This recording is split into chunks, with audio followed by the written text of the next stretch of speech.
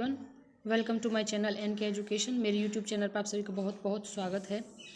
कल कैबिनेट की जो बैठक हुई थी उसमें फैसले लिए गए, जिसमें शिक्षा विभाग से शिक्षा से जुड़े हुए बहुत महत्वपूर्ण फैसले लिए गए और टीआरई 4 के रिगार्डिंग बहुत अच्छी न्यूज़ है, जिसमें 25,404 विद्यालय अध्यापकों की होगी नियुक्ति। परीक्षा देने के मिलेंगे 5 मौके। साथ में दोनों चीज़ें क्लियर कर दी गई हैं। जो टीआरई 3 अभी परीक्षा हुई है 15 तारीख को, इसमें अभी तक मौके क्लियर नहीं थे कि हालांकि यह इन्फॉर्मेशन निकल कर आ रही थी कि 5 मौके होंगे, लेकिन कोई भी ऑफिशियल लेटर नहीं था, कोई उसका ऑथेंटिक प्रूफ भी नहीं था। लेकिन यहाँ पर पहले ही क्लियर कर दिया गया है कि परीक्षा देने के लिए अब जो बीपीएससी टीआरई परीक्षाएं होंगी उनमें 3 नहीं 5 मौके मिलेंगे। आप सभी के लिए यह क्लियर है कि अब आपको 5 मौके मिलेंगे। ये इस चीज़ को आप बिल्कुल क्लियर कर लें, 3 मौके नहीं हैं। साथ में जो टीआरई 4 होने वाला है उसके लिए जो कैबिनेट की मोहर थी वो लग चुकी है, क्योंकि कक्षा 1 से 12वीं तक के विद्यालय अध्यापकों के 25,404 नए पद सृजित किए गए हैं। कैबिनेट ने शुक्रवार को इसकी स्वीकृति दी।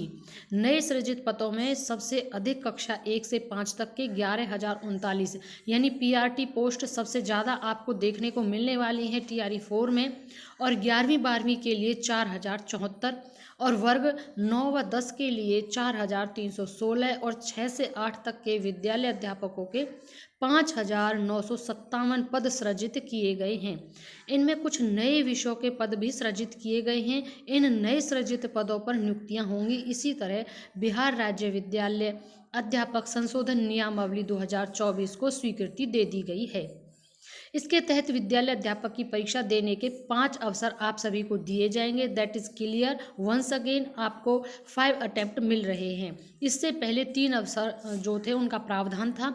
शुक्रवार को ही राज्य कैबिनेट की विशेष बैठक में इसकी मंजूरी दी गई है। अब इससे पहले जो वैकेंसी हुई है टीआरई 1, टीआरई 2 और टीआरई 3, अगर इन तीनों में किसी ने आवेदन किया है और इन तीनों में वह सफल नहीं हो पाया, तो क्या अब टीआरई 4 में वह आवेदन कर सकेगा या नहीं कर सकेगा, इसके रिगार्डिंग भी अपडेट आने वाला है। जैसे ही कोई ऑथेंटिक इसके बारे में इंफॉर्मेशन मिलेगी वो भी हम आपको तुरंत बताएंगे, क्योंकि फ़िलहाल उसमें किस तरीके से अटेम्प्ट काउंट किए जाते हैं वो हमने आपको बताया ही था कि अगर आपने तीनों बार फॉर्म भरा है और तीनों बार ही आप परीक्षा में बैठे हैं तो आपके अटेम्प्ट काउंट होंगे।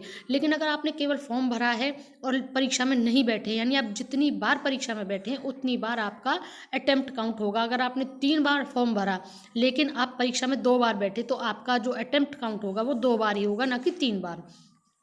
आई होप ये आपका क्लियर हो गया होगा। बाकी का जैसे ही कोई ऑथेंटिक इसके रिगार्डिंग जो भी होगा वो हम आपको तुरंत बताएंगे। इसमें आगे है कि कैबिनेट विभाग के अपर मुख्य सचिव डॉक्टर एस सिद्धार्थ ने बताया कि एम्स पटना में आने वाले मरीजों को परिसर में ठहरने के लिए ये यहाँ पर स्वास्थ्य विभाग का न्यूज़ है। बाकी का जो राज्यकर्मी हैं उनका डीए 5% बढ़ गया है। ये राज्य सरकार ने इसकी घोषणा कर दी है। ये भी कैबिनेट के फैसले में ही की गई है।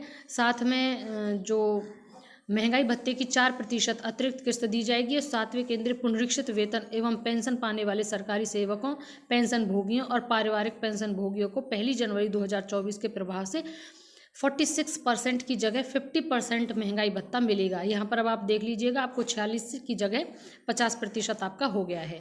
ये कैबिनेट ने 5वें और 6ठे केंद्रीय वेतनमान पाने वाले सरकारी सेवक, पेंशन भोगियों और पारिवारिक पेंशन वालों को 1 जुलाई 2023 से प्रभावी किया है। साथ में अब ये 25,404 जो नए पद सृजित किए गए हैं वो जल्द ही आपको देखने को मिलने वाला है। इसका भी विज्ञापन बहुत शीघ्र आएगा, तो बने रहिएगा हमारे चैनल के साथ, ताकि आप उस विज्ञापन से, इन वैकेंसी से और बाकी का जितना भी शिक्षा विभाग में रिक्रूटमेंट निकलता है उसके रिगार्डिंग प्रत्येक अपडेट आपको हमारे चैनल पर मिलता रहेगा। और अगर अभी तक आपने चैनल सब्सक्राइब नहीं किया है तो सो प्लीज़ चैनल ज़रूर सब्सक्राइब कर लें, ताकि आप प्रत्येक अपडेट से अपडेट हो सकें। Thank you and thanks for watching.